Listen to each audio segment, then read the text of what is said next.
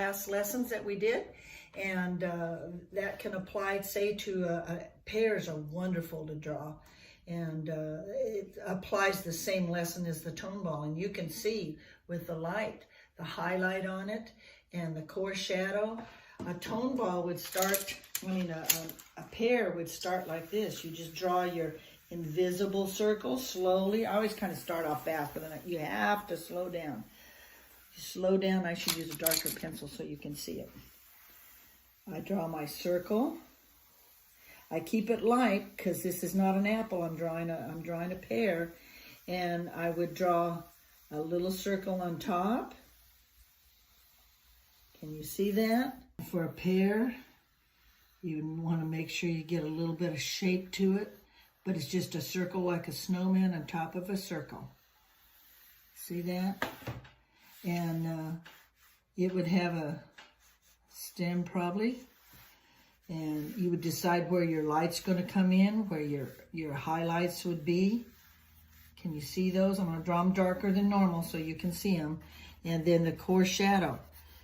Again, on any type of three-dimensional curved object, no straight lines, all curved. That would be your core shadow.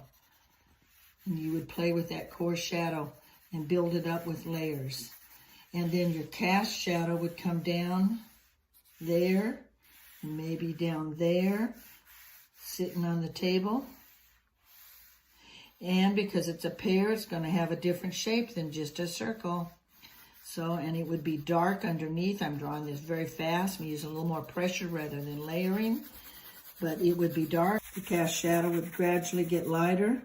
It would, and you can't, remember this is an HB. I can't make an HB do what a 6B would do.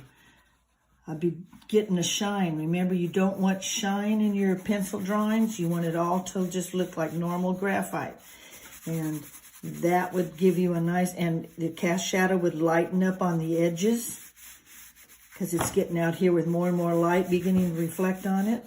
You would have a little bit of reflected light right in here. Your core shadow inside would reflect the shape of that pear. See how it just builds up little by little, and keep in mind where your highlights are going to be. That's your pure white. And you would have light, dark, and see how you can, if you want to keep it sketchy, you can do it a lot faster.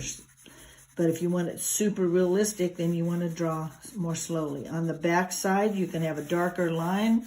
On the front, you would want a much lighter line where the lights would hit it, especially up there where your core shadow or your highlight would be. Sometimes that line can even break.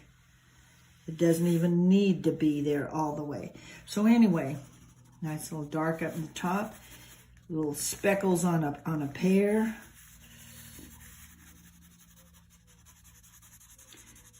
Grab my 8B, I could do some darker, but that's an application of your tone ball lesson that you did. Practice drawing squash and all your different things. And then you can start doing still lifes. And still lifes are great fun to draw. So that's just a quick one.